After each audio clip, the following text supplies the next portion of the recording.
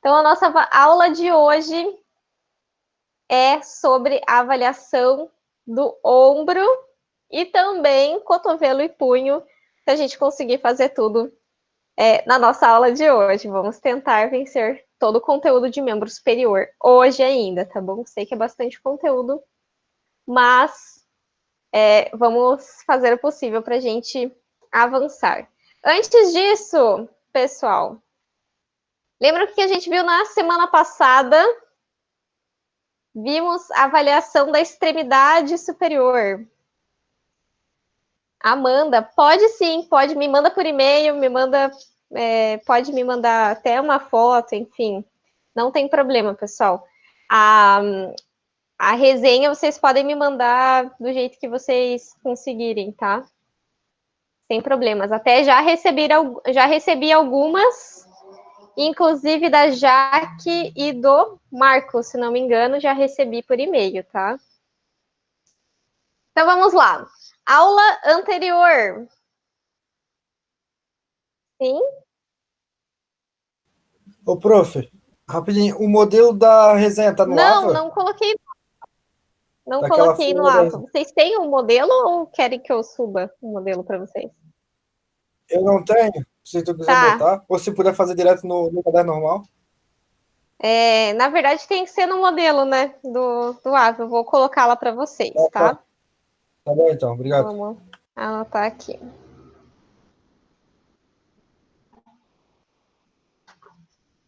Ah, é verdade. O da Jaque foi digitado mesmo, Jaque. Mas aí só peguem o texto e façam uma adequação lá pro arquivo, tá bom? Sem problemas. Ok, então, retomando aí revisão rápida da nossa aula anterior, a gente abordou os aspectos essenciais numa avaliação de extremidade superior. Então, da articulação da coluna cervical, especialmente, e vimos também algumas revisões anatômicas aí com relação à cabeça, face e coluna cervical, certo?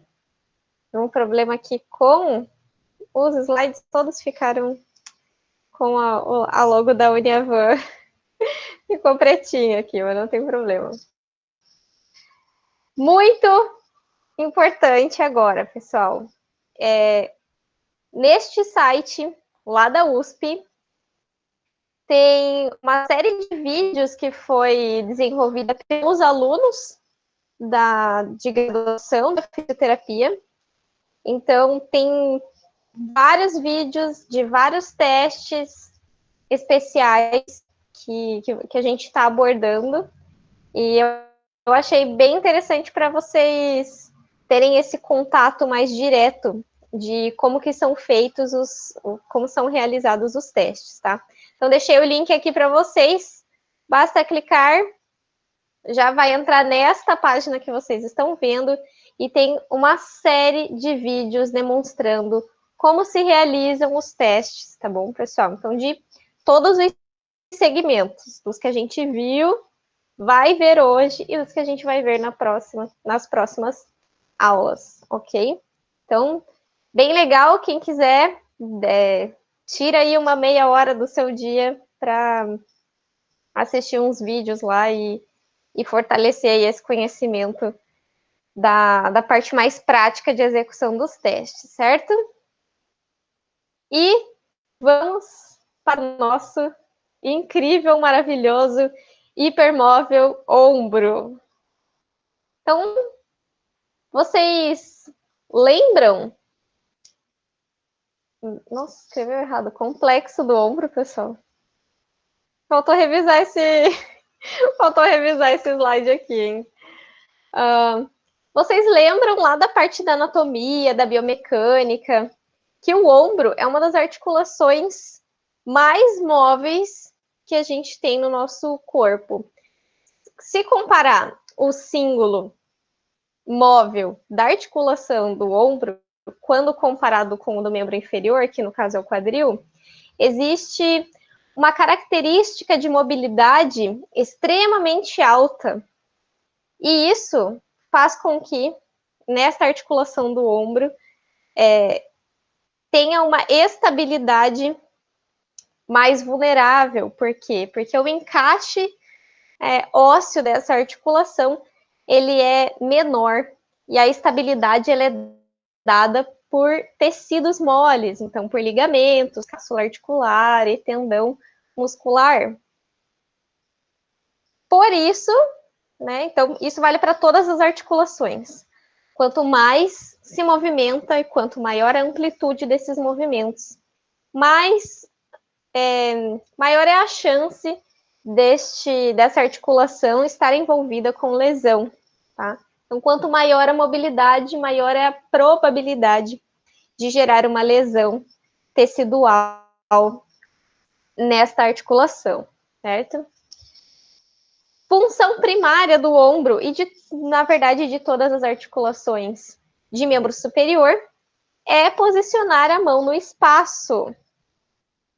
E as funções secundárias do ombro, neste caso, é suspender o membro superior para que seja possível posicionar a mão no espaço, fixação para os movimentos da extremidade superior, e isso inclui cotovelo, antebraço, punho e mão, e serve de ponto de apoio para os movimentos escapulares. Então, coloquei aqui algumas ilustrações do Netter. A maioria dessas ilustrações que eu coloquei para vocês são do Atlas do Netter. Para a gente fazer uma breve revisão anatômica aí das articulações que a gente vai abordar. Tá? Então, o ombro, ele é formado lá pelos ossos do húmero, que é esse grandão aqui, que a gente conhece, né? Clavícula é um osso menorzinho na parte anterior, mais alta aqui do tórax. E da escápula, nossa base que fica em contato com a parte torácica, fica localizada na parte mais torácica. E esse conjunto de 3 ossos é que formam o complexo do ombro e apresentam 4 articulações. Então, nós temos 3 ossos com 4 articulações que vão permitir a movimentação do ombro. A gente tem a articulação externo-clavicular, que é essa parte da bordinha da clavícula em contato com o externo. Acromioclavicular, a gente ouve bastante na físio, porque está relacionada aí a vários problemas comuns de movimentação do ombro, né, e de lesão do ombro. Escápulo-torácica, ou seja, a face da escápula em contato com todos os tecidos moles e as costelas da parte torácica, da parte posterior aqui do tórax. E a glenohumeral é a articulação que realmente vai fazer a movimentação do membro superior, ou seja, parte da cabeça do húmero com a fossa glenoide da escápula. Deixei aqui, ó, esse esqueminha para vocês relembrarem, né? Os acidentes ósseos. E por que existem os acidentes ósseos? Exatamente por conta da origem e inserção muscular. Então, é para que exista uma boa conexão entre o tecido do tendão e o periósteo. Existem esses acidentes ósseos, eles são formados por vias biomecânicas de tração vetorial e entre outros fatores que formam esses acidentes ósseos. Então, é bem importante a gente conhecer pelo menos os mais importantes. No caso aqui do ombro, é importante a gente pensar lá no acrômio, né? Essa parte óssea superior que faz essa curvinha aqui em cima. Também é importante a gente conhecer aqui no húmero os tubérculos, que que vão ser aí os pontos de fixação de tendinhas, bem importantes, e principalmente essa região entre essas duas estruturas, que vai formar o canal de passagem de tendões importantes, bem acometidos, bem presentes em patologias do ombro. Então, aqui na parte posterior, a gente vê a espinha da escápula, e o finalzinho da espinha da escápula é a parte do acrômio, certo, pessoal? Então, nessa fossa superior, a gente tem a origem do músculo supraespinhoso, e nessa fossa posterior do infra, que são músculos aí extremamente importantes, a gente já vai relembrar qual é a função deles aqui no ombro. Então, a articulação glenohumeral, a gente pode ver que o contato ósseo entre a cabeça do húmero e a fossa glenoide, ela é bem pequena, ela é tipo, praticamente 1/3 aqui de contato, e é exatamente isso que permite a grande amplitude de movimento do ombro. Exatamente esse contato da fossa glenoide ser pequeno, que permite com que a gente tenha grandes movimentos aí do ombro, certo? Essa articulação, ela está estabilizada de forma dinâmica e estática de forma dinâmica lá pelos tendões, né? Especialmente dos tendões do manguito rotador. Quem lembra quais são os músculos do manguito rotador? Juntamente com o tendão cabeça longa do bíceps. São 5 tendões, incluindo o cabeça longa do bíceps, que protegem, estabilizam esse ombro de uma forma dinâmica, incluindo a... Ninguém tentou responder, pessoal? Então vamos lá, eu coloquei aqui os músculos do manguito rotador para vocês lembrarem, tá? Fiquem tranquilos. E a estabilização estática, ela é feita tanto pela própria cápsula articular e pela aderência, né? A gente chama de coesão articular, ou seja, aquela pressão interna aquela pressão interna que existe dentro da articulação, por ser uma estrutura fechada ali, né, cheia de líquido sinovial, e ligamentos ao redor de toda a articulação que mantém esses dois contatos ósseos, certo? Poxa vida, ficou todo com essa marca preta, né? No PDF.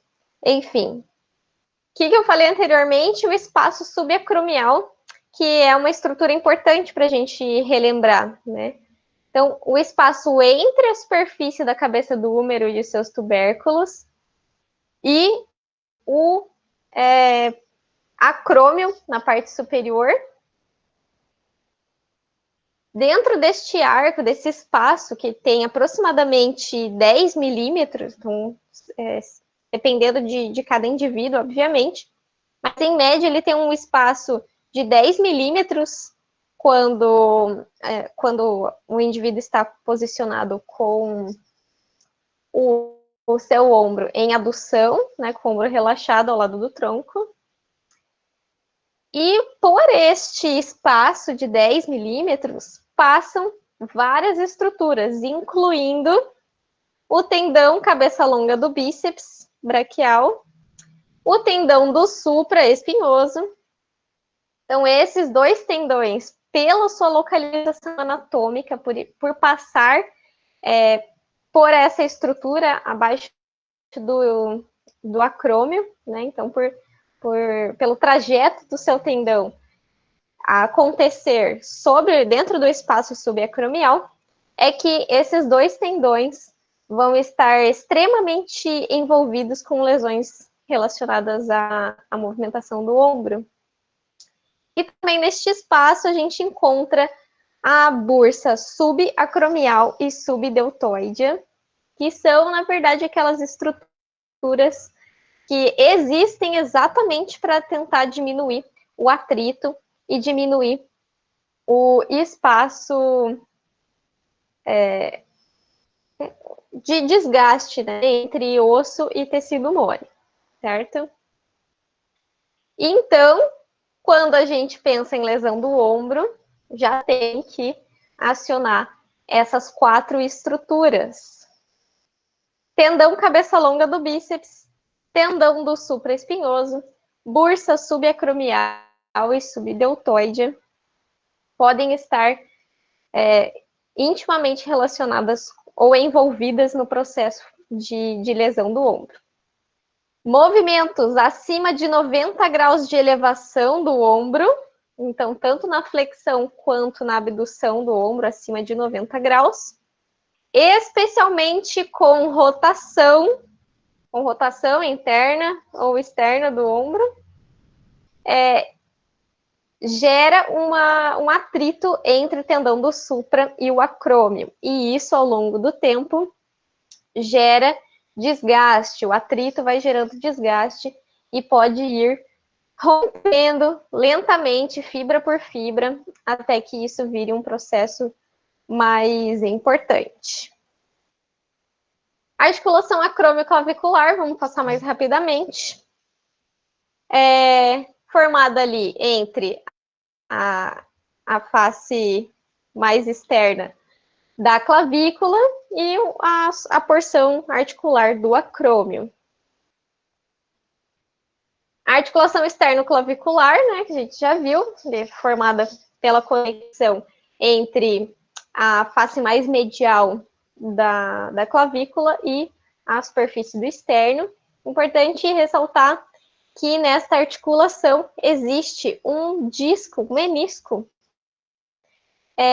para manter a clavícula na sua posição correta e evitar grandes atritos e forças de sobrecarga sobre uma estrutura mais rígida, né? No caso, que é o externo aqui, que está fixado por todas as outras costelas. Certo? Basicamente, se a gente olhar para a articulação escapulotorácica, a gente diz que ela não é uma articulação verdadeira, ela é uma articulação funcional. Por que isso? Porque ela não tem as características de articulação que a gente vê em outras articulações verdadeiras, né? Que é basicamente o quê? Contato osso com osso, tendo uma superfície cartilaginosa envolvida ou de fibrocartilagem envolvida, que tem a presença de líquido sinovial ou não. Como a articulação escapulotorácica não apresenta esse contato osso com osso, então não tem um contato direto entre as costelas e a escápula, a gente diz que é uma articulação funcional. Basicamente, o que a gente precisa lembrar, o que a gente precisa pensar quando se trata de escápula torácica? Que a própria escápula tem vários movimentos e tem seus próprios movimentos, então tanto de elevação e abaixamento, protrusão e retração, rotação e inclinação. A escápula também está intimamente ligada à permissão de movimentação da glenohumeral. Então, para movimentar o membro superior, a escápula torácica tem que se movimentar. E essa relação se chama ritmo escapulo-humeral. E está 2:1, por quê? Porque para cada 2 graus que a glenohumeral realiza o seu movimento, tanto de flexão quanto abdução, para cada 2 graus movimentados pela glenohumeral, 1 grau vai ser movimentado pela escápula torácica, certo? Então, muito importante quando a gente vai avaliar lesão de ombro ou alguma queixa patológica de ombro, é avaliar se a escápula torácica tem uma mobilidade boa ou se ela está com restrição. Se a escápula torácica apresenta restrição de movimento, nesses movimentos que a gente está vendo aí no esquema, isso pode gerar sobrecarga sobre a glenomeral e impedir movimentação, impedir amplitude de movimento, ou ainda pode aumentar a chance ou agravar quadros de sobrecarga do tendão, dos tendões, né, que passam ali nas estruturas, especialmente abaixo ali no espaço do arco acromial. Aqui eu deixei um esqueminha para vocês sobre os músculos que estão envolvidos com a movimentação da escápula, para vocês relembrarem, são esqueminha lá da biomecânica. E basicamente a gente tem forças vetoriais agindo sobre a escápula, né? Então essas forças vetoriais, elas são dadas pelo direcionamento das fibras musculares, que se originam e se inserem na escápula e fazem deste osso uma articulação, a articulação escápulo-torácica. E parte muscular, então, envolvida com o complexo do ombro, a gente tem uma classificação de cada um dos músculos envolvidos no complexo do ombro. Então, temos ali, primeiramente, os pivôs escapulares, que são os músculos trapézio, serrátil anterior, levantador da escápula, romboides maior e menor. Temos os classificados propulsores humerais, que são latíssimo do dorso, redondo, maior, peitoral, maior e menor. Estão localizados na parte anterior do tórax. Deltoide é classificado como um posicionador do ombro, porque o deltoide ele consiste basicamente em fibras anteriores, posteriores e as fibras médias. Então, o que acontece é que, dependendo das fibras que estão mais contraídas, ele posiciona o ombro na parte anterior, fazendo a abdução, na parte lateral, fazendo na parte anterior, fazendo a flexão, parte lateral, fazendo a abdução, parte posterior, fazendo a extensão do ombro. E, por fim, temos os classificados protetores do ombro. E estes, sim, são aqueles que vocês precisam saber, assim, sem nenhuma dúvida, que são os músculos do manguito rotador, mais o bíceps braquial, especialmente o cabeça longa do bíceps. Músculos, então, do manguito rotador, vamos lá. Supra, infra, redondo menor e subescapular. O manguito rotador ele é formado por esses 4 músculos, porém, estão incluídos nos protetores e estabilizadores do ombro também o tendão cabeça longa do bíceps braquial, certo? Então, geralmente, quando a gente tem alguma disfunção de ombro, a gente tem que pensar no manguito rotador. Então, tem que pensar na movimentação do ritmo escapulohumeral e tem que pensar nos músculos do manguito rotador, certo? Então, o mais importante para a gente relembrar da anatomia do ombro é isso. Então, toda avaliação começa com a parte de observação do paciente enquanto ele está ainda na sala de espera, né?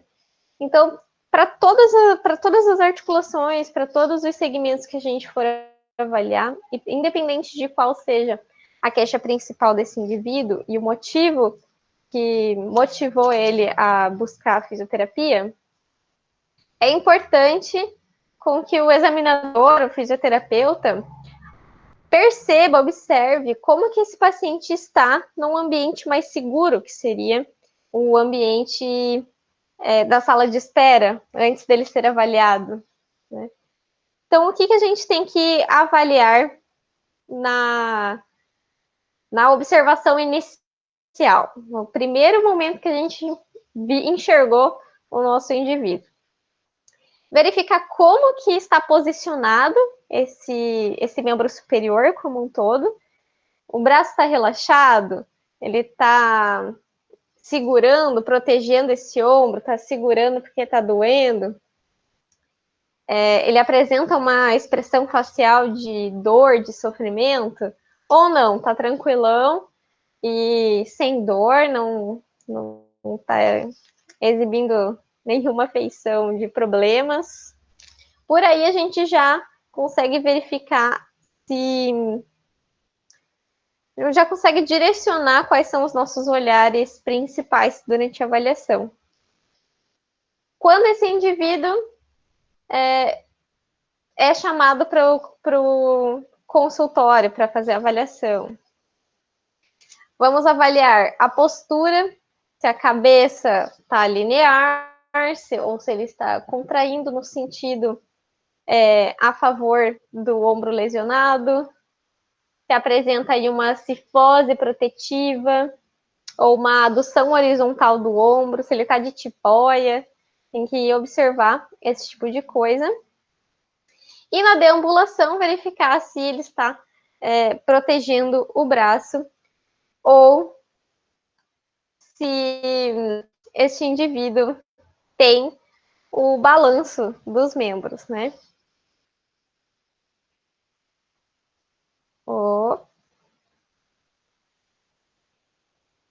Oi? Bom, já dentro do consultório, né, vamos fazer toda a abordagem da anamnese, e é sempre importante a gente ter de dados na nossa anamnese, coletar dados na nossa anamnese, no que diz respeito às características do nosso indivíduo, do nosso paciente. Porque todos os distúrbios do paciente, eles podem estar relacionados com algumas características que eles apresentam. Então, isso aqui está na avaliação do ombro, mas vai estar em todas as avaliações, tá?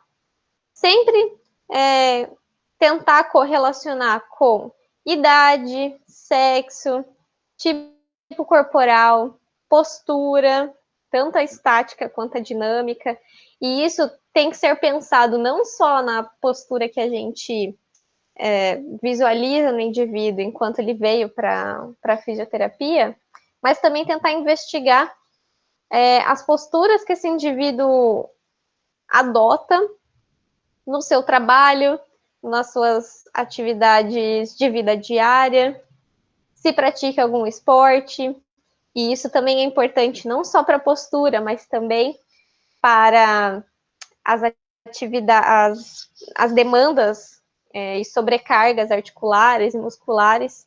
Então, tanto a questão do trabalho, das características inerentes ao trabalho, quanto esportiva. Nível geral de atividade física vai entrar aqui como sedentarismo, sempre é um fator de risco para agravar qualquer outro tipo de situação. Enfim, isso deve ser avaliado em todos os indivíduos. E sempre tentar correlacionar para verificar se existe algum achado entre a queixa principal e uma dessas características individuais. Lembrando que existem características e hábitos que são mutáveis e outros fatores que a gente não consegue modificar, como, por exemplo, idade, enfim, outras questões que a gente não consegue alterar. Para todas as questões que são modificáveis, a gente precisa trabalhar nisso em prol da melhoria do nosso paciente. Muito bem. Todas as minhas figuras ficaram com fundo preto, né? Bom, não tem problema. Aqui eu coloquei esse esqueminha também do Néter para vocês visualizarem os dermátomos, ou seja, qual é a área, na área sensorial que está relacionada a cada raiz neural que vem lá da nossa cervical e inerva o membro superior como um todo. Então, isso não somente para o ombro, como vocês podem ver, a gente pega lá parte posterior do crânio, temos a parte aqui relacionada à própria cervical, que a gente viu na aula anterior, temos aí a parte de dermátomos que estão relacionados com o próprio ombro, braço, antebraço e até a mão. A gente vai ver que isso se estende ao longo do membro superior. Então, o que é importante lá na fase de avaliação, depois que fez a anamnese, começa a avaliação do exame físico. Então, um dos itens do exame físico vai ser a avaliação dos dermátomos. Então, avaliar aonde que está a dor, avaliar qual é o dermátomo que pode estar relacionado. Neste dermátomo, o trajeto do nervo também inerva quais músculos. É importante a gente fazer essa correlação com os níveis neurológicos.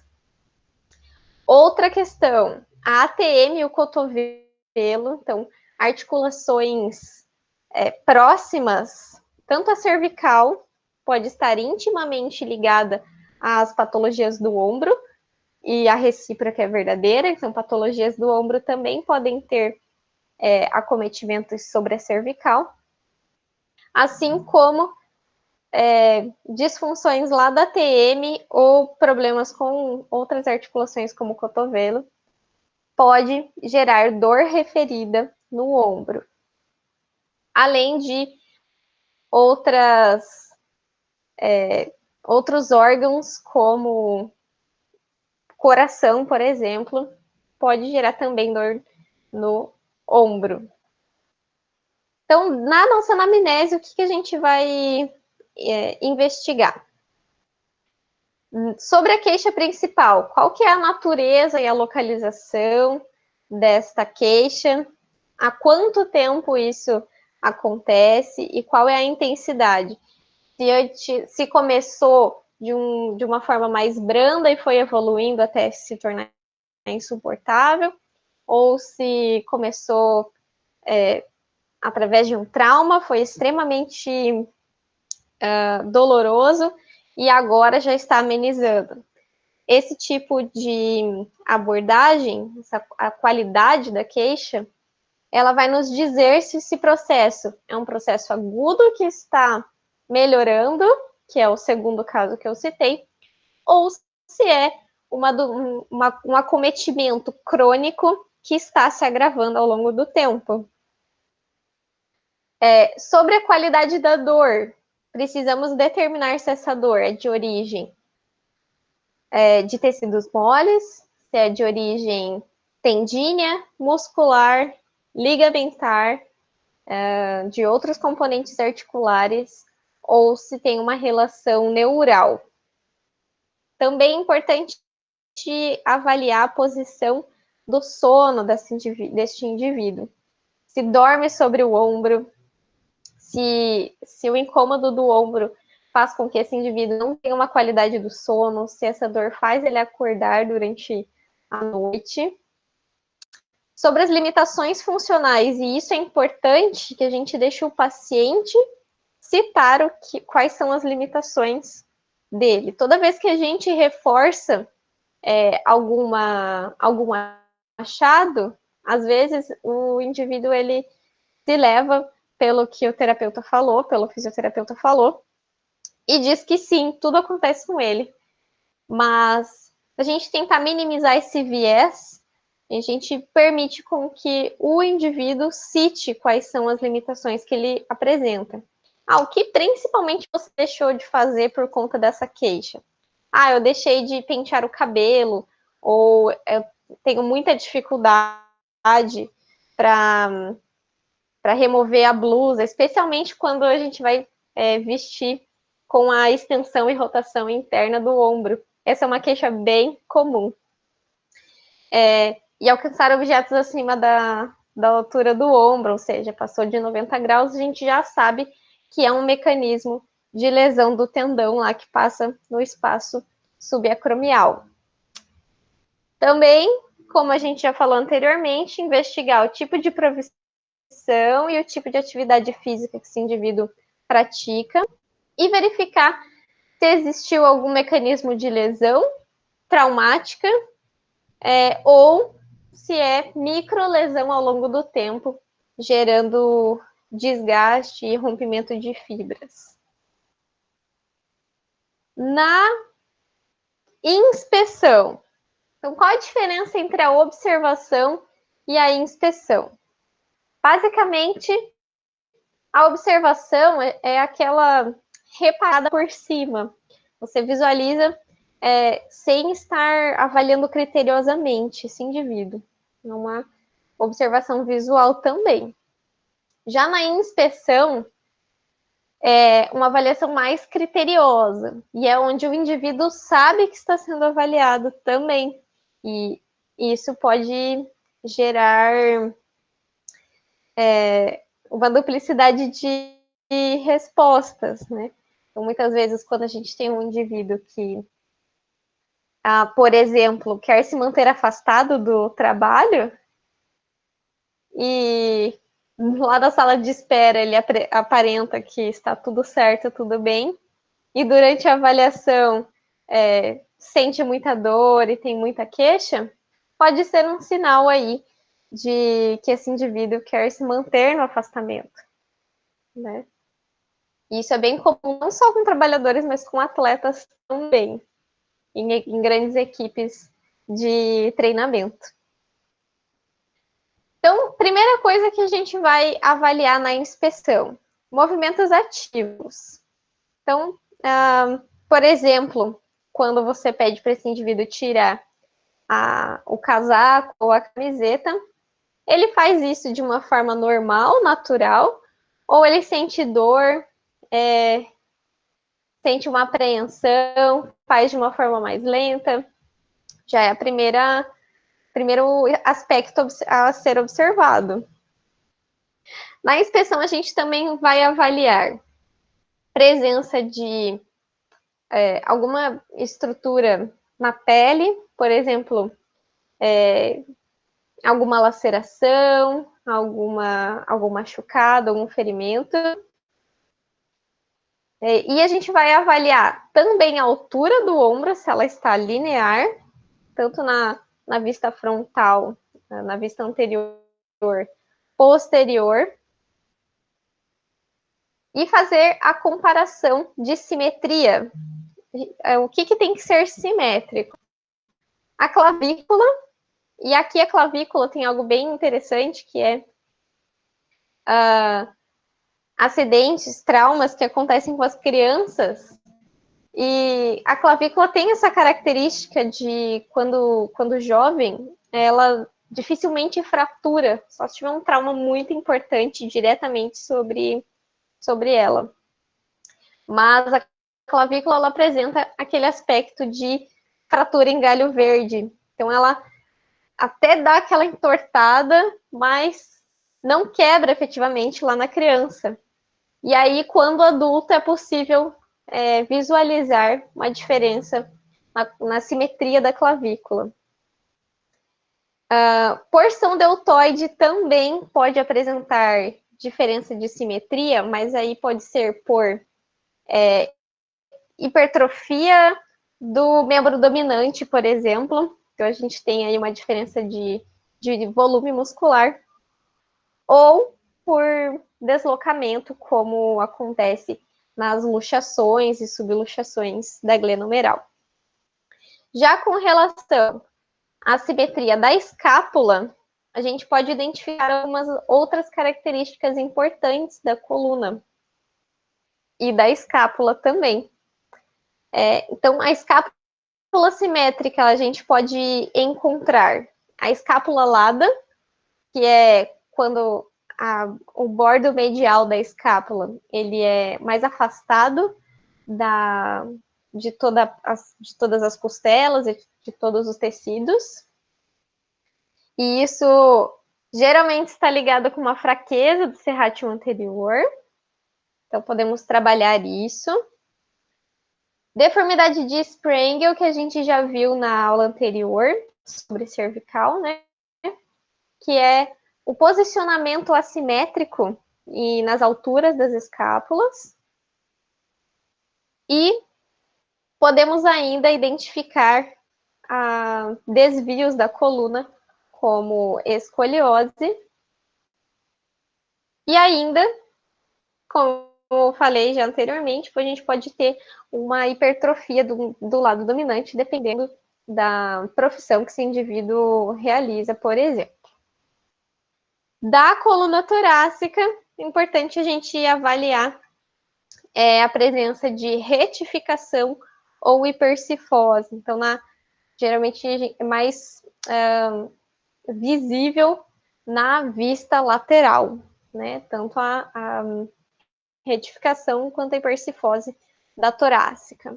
Então, coloquei aqui para vocês a movimentação que se chama o arco doloroso da glenomeral, onde aqui na parte mais baixa da angulação, de 70 a 110 graus aproximadamente, aqui no desenho diz de 45 até 120 graus, a gente tem aí, quando existe este arco doloroso na abdução, pode sugerir comprometimento dos tendões do manguito rotador, ou bursite subacromial, quando ela está numa fase aguda da sua inflamação. Já quando o arco doloroso é lá no finalzinho, perto, né, do limite máximo da sua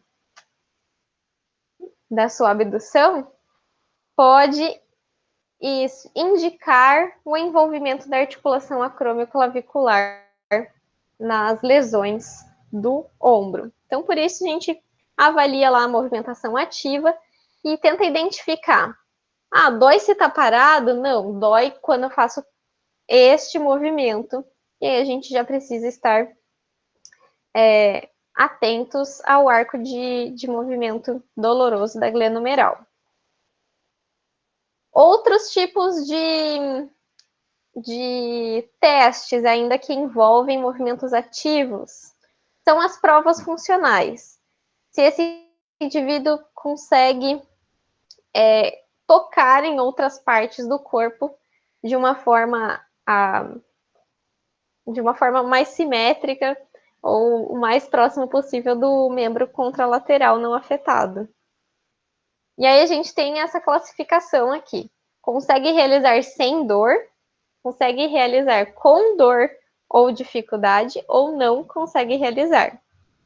E aí a gente também pode comparar com o outro lado, com o outro membro não afetado, porque podem ser apresentadas biomecânicas que impeçam o movimento. E aí você avalia e verifica que ele não consegue realizar o movimento, mas é porque ele tem exatamente uma biomecânica que limita a movimentação. Por isso é sempre importante avaliar de uma forma comparativa. Na palpação, o que a gente precisa identificar com relação ao ombro?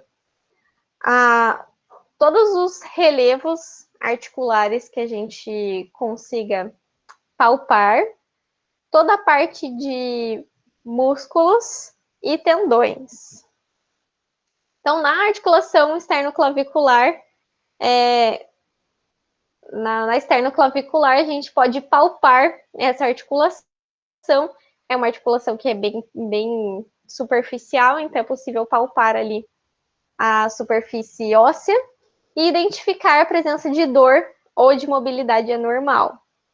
Na clavícula, igualmente, é uma estrutura óssea mais de superfície, dá para palpar tranquilamente e avaliar a presença aí de uma descontinuidade, uma torção, uma simetria entre os dois lados, presença de edema quando existe.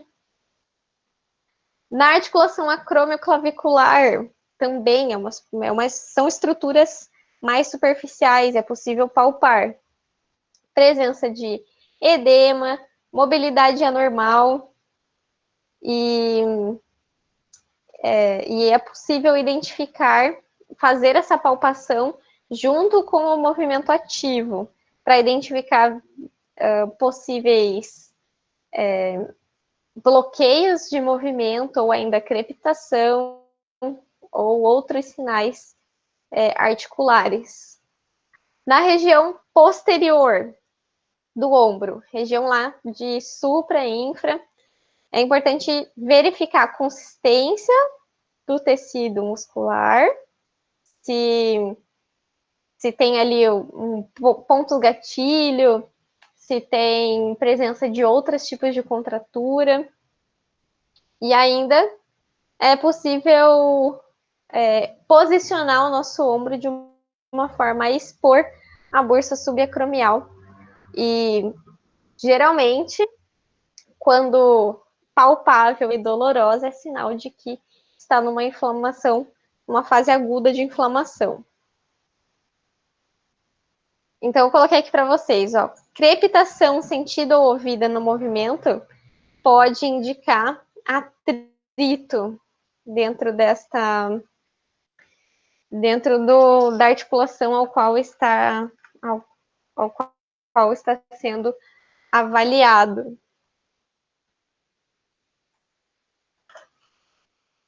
Opa, deixa eu só colocar aqui meu carregador, pessoal. Beleza. Muito bem. Na escápula, o que é possível palpar? Basicamente, conseguimos palpar a estrutura mais externa da escápula, que é a espinha, e contornar ela até o acrômio. E existem posicionamentos que favorecem a palpação do bordo medial e do ápice da escápula. Então, também é possível fazer toda a palpação deste segmento. É importante ressaltar aqui que, novamente, o tendão mais acometido em lesões do ombro é o supra, tá? Que está extremamente envolvido tanto com a movimentação, mas especialmente com a redução do espaço, do espaço entre o húmero e o acrômio, tá?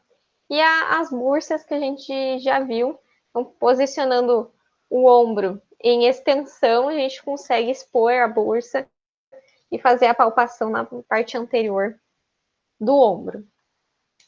Músculos também que é importante avaliar, tanto a sua consistência, a sua massa tecidual, quanto de comprimento muscular mesmo. Então, esternocleidomastoide, peitoral, deltoide, bíceps, trapézio, romboides.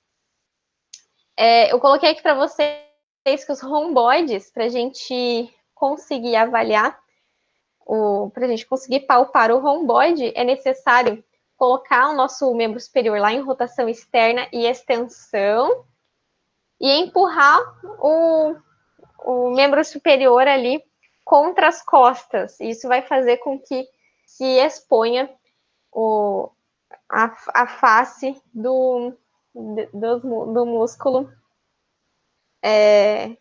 dos romboides, tá? Teste de comprimento muscular, coloquei aqui para vocês. Isso aqui é do meu acervo pessoal, tá, gente? Fotinhos aqui de avaliação do comprimento muscular. Eu acredito que vocês ou já tiveram ou vão ter essa abordagem de testes lá na disciplina de cinésio.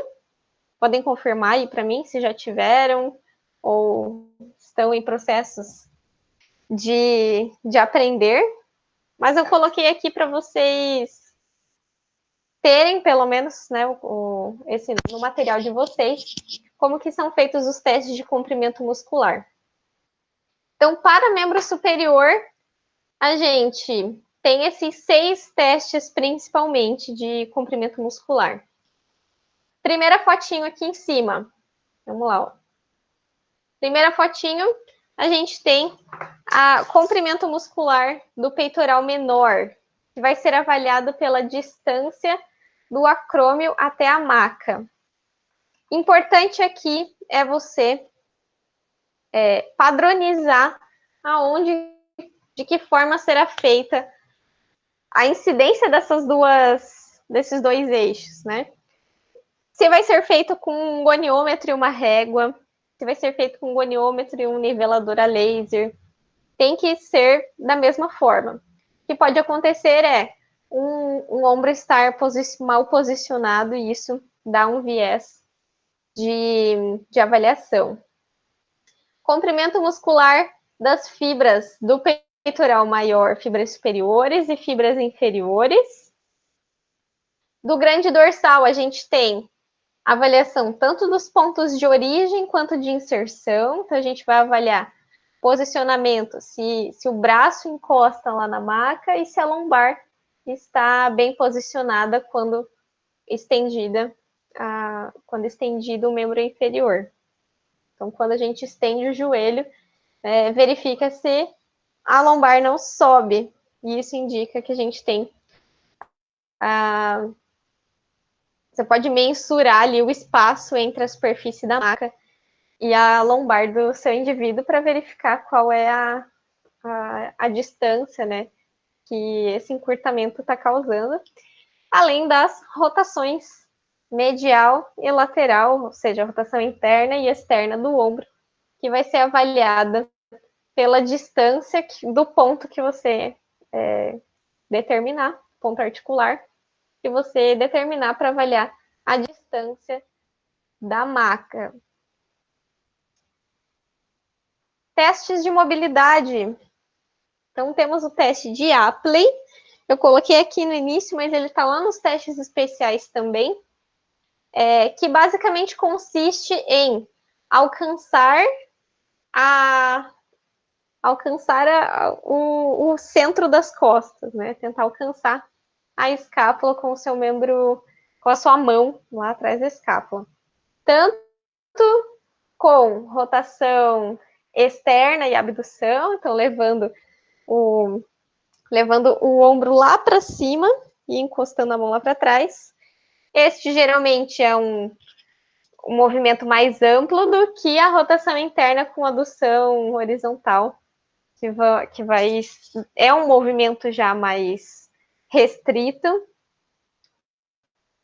E importante, igualmente aqui no nosso esqueminha da foto, é comparar entre um lado e outro, tá? Mobilidade da escápula. Então, como está demonstrado aqui na imagem para vocês, a mobilidade da escápula, tanto o teste de mobilidade passiva vai ser feita nesta posição, posicionando lá a sua mão sobre o ápice, a parte mais baixa da escápula, quanto na parte, e a outra mão na parte superior.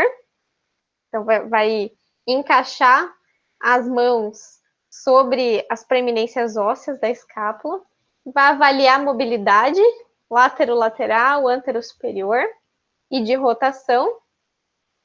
E é o mesmo procedimento para o caso de estar com uma mobilidade restrita, você fica mobilizando até que ela apresente um padrão de movimento melhor, mais solto, né, mais amplo. Então, basicamente, o teste vai ser a medida terapêutica utilizada no tratamento. Então, tá aqui o esqueminha para vocês. Deixei o link aqui também do site onde eu peguei essas imagens, é um site onde tem vários testes também de provas aí, de testes especiais articulares, tá? Então, aqui a gente vai avaliar a mobilidade do ombro. Outro teste especial do ombro, teste da queda do braço. É importante colocar aqui para vocês, antes de entrar nos testes especiais, quando a gente avalia os movimentos ativos, abdução, adução, flexão, extensão, rotação interna e externa, e você identificou que existe algum movimento que está restrito e precisa de mais atenção, aí você faz a goniometria deste segmento, desse movimento, e outros que podem ser complementares.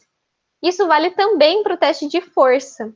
Quando a gente verifica que algum segmento, algum movimento está restrito, aí essa é a triagem para que a gente faça o teste de força. A gente não sai testando tudo por aí, a nossa avaliação vai durar 3 horas, né? Então, de acordo com as queixas principais, de acordo com os sinais que esse indivíduo foi dando e foi sugerindo lá no seu raciocínio clínico, você elenca quais são as medidas que você quer coletar, então, quais são os dados que você quer coletar e quais são os testes especiais que vão ser necessários para comprovar a sua hipótese. Então, teste da queda de braço. O que ele avalia? Ele vai avaliar a integridade do tendão do supra, especialmente do supraespinhoso, tá? O que acontece? Até essa não é exatamente a imagem, né? Vocês podem ver que eu tampei aqui uma flechinha, né?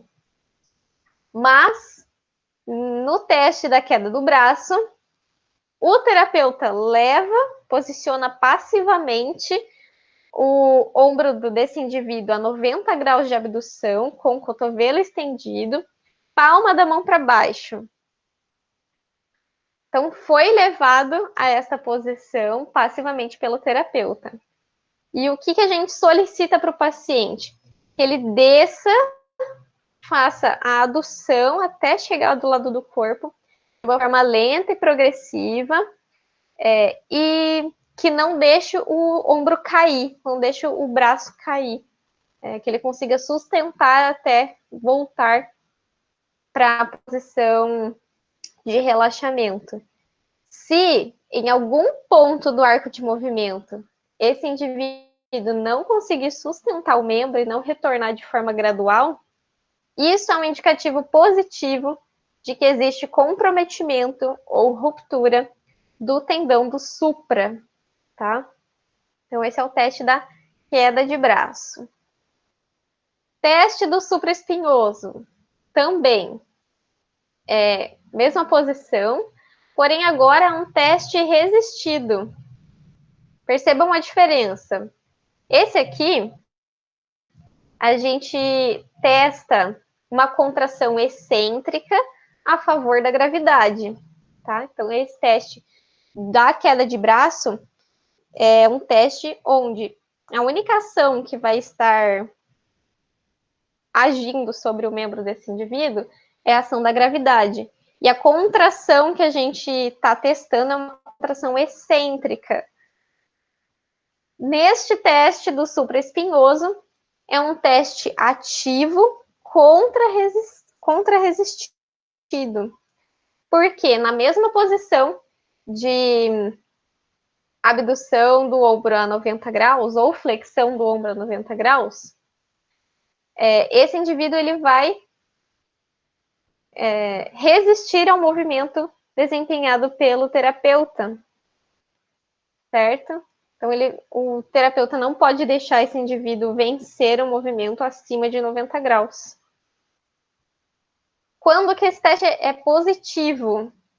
Quando relatar dor ou quando esse indivíduo não conseguir vencer a resistência, tanto por dor ou porque não conseguiu nem realizar um movimento. E isso também indica,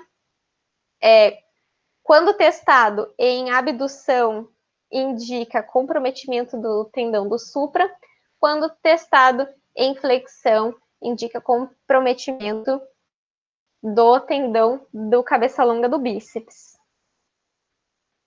Teste de apreensão. O que é apreensão? É aquela feição de medo, de susto, que a gente expressa quando alguma coisa eminente está para acontecer.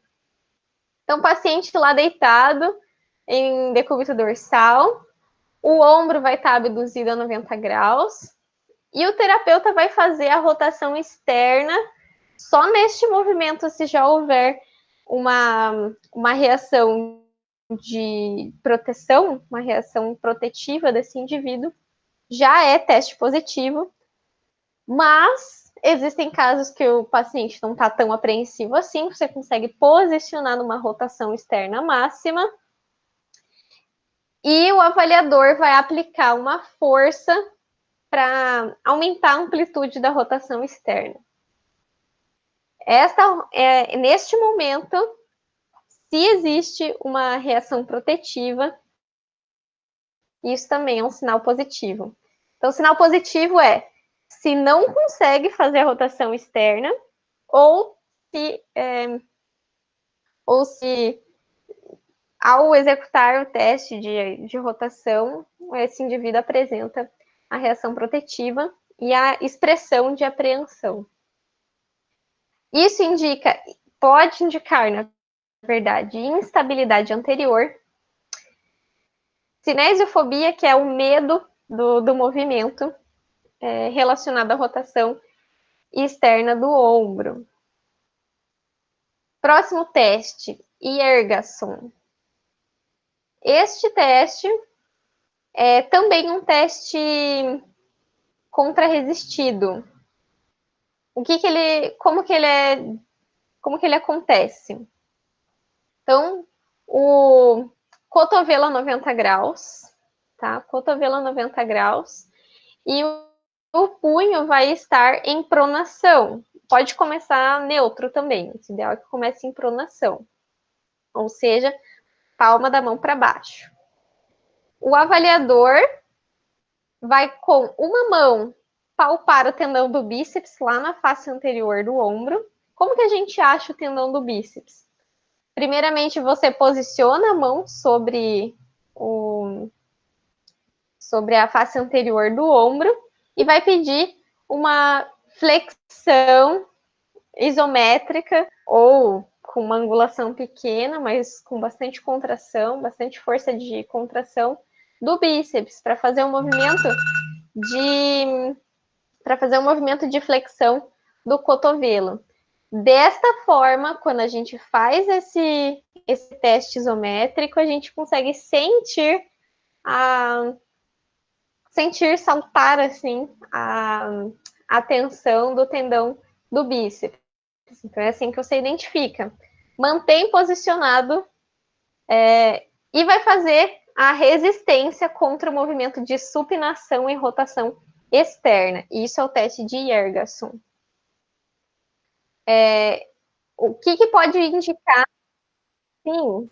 Ô, prof, esses testes que tu tá passando nessas aulas, aula passada, aqueles testes de comprimento, de membro inferior também, enfim, esses testes tudo aí que tu passou para nós, que a gente fez também aqui, os trabalhinhos ali, tem tudo naquele livro lá de avaliação Sim, do MEG lá? exatamente, é isso. Isso. Todos esses testes é para estar lá. Esses testes especiais seriam basicamente o objeto de estudo da nossa aula prática. Então é importante que vocês treinem em casa com. Aqueles lá de de segmento de... Qual que era o outro? Perimetria também tem nesse livro? Sim, é para ter tudo lá. Depende da edição, né, do livro que você tá, mas é para ter tudo lá, Uhum. sim. Qual que é a mais nova? Magui. Oi? Qual que é a mais nova edição? Não sei dizer do Magui, né? Não sei dizer. A que eu tenho aqui é de 2010. É a quinta edição, então não sei dizer se já teve uma edição nova. Ah, tá. Tá bom. Beleza? Obrigado. Uhum. Então, vamos lá. Aonde que eu terminei de falar aqui, pessoal? Então, movimento, né, do teste de Ergasson. E o que ele indica quando ele é positivo? Quando tem dor para fazer a movimentação, ou dor na região anterior do ombro. E vai indicar comprometimento do tendão cabeça longa do bíceps. Tá? Vamos ver qual mais aí. Speed test, ou também chamado de palm up test. Este é um teste onde o indivíduo vai estar membro superior com cotovelo em extensão, palma da mão para cima, e vai fazer um movimento de flexão. Então, vai levar o ombro até o máximo da sua amplitude. O avaliador vai estar com uma mão sobre o tendão do bíceps, vai aplicar uma resistência para baixo. Então, o indivíduo vai fazer o movimento de elevar o membro superior na flexão, contra-resistido pela ação do terapeuta. Se apresentar dor na região onde é a origem do cabeça longa do bíceps, ou se essa resistência gera uma limitação do movimento, isso pode indicar tanto um comprometimento do tendão do bíceps quanto do lábio glenoidal. Lembra que o lábio glenoidal é aquela parte anatômica de fibrocartilagem que aumenta a adesão entre a fossa glenoide e a cabeça do húmero. Por quê? Porque a parte óssea é rasa, lembrem, né? Então, o lábio glenoidal, ele pode ser lesionado também por causa da movimentação ampla do ombro. Testes de impacto. Então, são 3 testes de impacto muito importantes para a gente conhecer. Impacto de NIR, o indivíduo vai estar sentado de costas para o avaliador vai posicionar, vai tentar segurar a escápula do indivíduo e vai conduzir a extensão e rotação neutra do membro. Ih, mas não é essa foto aqui do impacto de NIR? Deixa eu ver se coloquei a fotinha errada. De Yokun e do Hawkins. Na verdade, deixa eu ver o que eu coloquei aqui.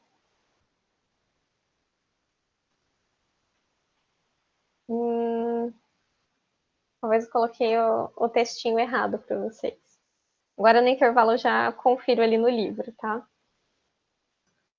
O impacto de NIR é a elevação do membro, tá? Acho que o textinho que eu coloquei errado aqui para vocês. De uma forma que o avaliador ele vai estabilizar a escápula e vai conduzir ao movimento de flexão do ombro de uma forma rápida, por isso que é impacto, né? Sinal positivo é quando apresenta dor neste movimento e pode indicar lá comprometimento do cabeça longa do bíceps, tendão do supra ou bursa subacromial. Teste de Iokun. Teste de Iokun, o paciente vai estar sentado, vai cruzar o braço na frente do tronco, abraçando o outro ombro, do lado contralateral, e vai fazer um movimento de elevar o cotovelo. Este também pode ser resistido com a ação da mão do terapeuta aqui, resistindo o movimento. E neste movimento de adução horizontal, se gerar dor na região do ombro acometido, indica comprometimento da articulação acromioclavicular. Já o teste de impacto de Hawkins e Kennedy, ou só teste de Hawkins, o paciente vai estar sentado também de costas para o avaliador e o avaliador vai ficar sustentando, estabilizando a parte mais proximal do ombro e vai conduzir o braço desse indivíduo a uma rotação interna máxima com a adução horizontal. Este teste, se for positivo, pode indicar bursite subacromial ou lesão dos rotadores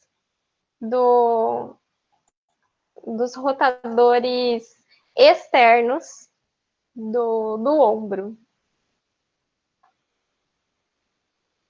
Teste de Job, extremamente famoso esse daí, hein? Também bem importante, bem utilizado. Também conhecido teste da lata vazia. Existe também o teste da lata cheia, ou da caneca cheia e vazia, que é basicamente o quê? O posicionamento da rotação interna e externa e da pronospinação da parte do antebraço. Então, este que a gente está vendo, o teste de Job, da lata vazia, ou da caneca vazia, e ele tem esse nome por quê? Porque quando você está com a caneca vazia, você pode virar ela de boca para baixo. Então, o dedão, né, o dedão vai ficar apontando para baixo. Este teste ele vai acontecer com a extensão do cotovelo a 90 graus, pronação do antebraço, ou seja, o dedão vai ficar apontado para baixo, e o avaliador vai fazer uma contrarresistência para elevação neste segmento. Da caneca vazia, ele não tem tanta frequência de utilização nos testes, mas é basicamente só mudar a rotação para o dedão ficar apontado para cima. Então, quando você está com a caneca cheia, o dedão aponta para cima e vai fazer o mesmo movimento contra-resistido pelo terapeuta.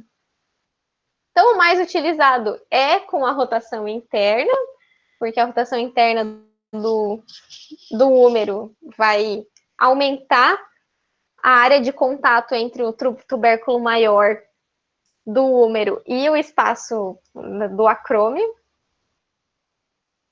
Então, é um teste provocativo. Gerou dor ou limitação, indica comprometimento do supraespinhoso. Temos ainda sinal do sulco, que é basicamente quando você traciona o ombro desse indivíduo para baixo e aparece um sulco mesmo, aparece ali uma depressão abaixo da epiderme, indica frouxidão cápsulo-ligamentar da região do ombro, da região anterior, e teste de gaveta anterior ou posterior vai acontecer quando a gente estabiliza a parte proximal do ombro e faz o estresse anterior e posterior na região do húmero. O que acontece? Geralmente, quando existe um rompimento de estabilizadores, tanto de ligamento quanto de tendão, este movimento ele é positivo de gaveta anterior e posterior. Pode acontecer. Ou pessoas que têm frouxidão cápsulo-ligamentar também podem apresentar esta movimentação. Então, é preciso avaliar o lado contralateral, para a gente ver se existe uma simetria, se esse movimento ele existe de uma forma simétrica, é inato do indivíduo, então a gente também precisa trabalhar a estabilidade, porém, não indica que houve rompimento de componentes estabilizadores, né? Já se existe uma assimetria entre a movimentação do deslocamento antero-posterior do húmero de um lado quando comparado com o outro, e aí sim, somado aos outros achados, a gente pode assumir que existe um rompimento de estabilizadores. Por fim, os dois últimos testes aqui de ombro, a gente tem o teste de Patet, também conhecido como sinal do trompetista. Vai ser testado a rotação externa e interna, porém com o ombro abduzido a 90 graus, cotovelo fletido a 90 graus. E o indivíduo vai, o paciente vai fazer um movimento de rotação externa contra-resistido com a mão do avaliador. Tanto a limitação do movimento quanto o teste de apreensão, lembram que era assim também, o teste de apreensão, porém no sentido contrário, né, não de resistir, mas de forçar o movimento de rotação externa, indica a lesão do comprometimento do redondo menor. E o teste de Gerber, ou também conhecido como lift-off, é realizado com uma extensão do ombro, com um afastamento do dorso da mão das costas desse indivíduo. E quando esse teste dá positivo, seja não conseguindo posicionar na posição do teste, ou quando não consegue manter a mão afastada da coluna lombar, indica comprometimento do tendão do subescapular. Beleza, pessoal? Então, bastante testezinhos aí para vocês testarem. Vamos fazer um rápido intervalinho, 10 minutinhos para a gente retomar aí a concentração, tomar uma água, beleza? E o que eu vou pedir para vocês essa semana? Então, nessa parte de avaliação segmentar, eu não vou pedir tarefinhas para vocês fazerem, tá?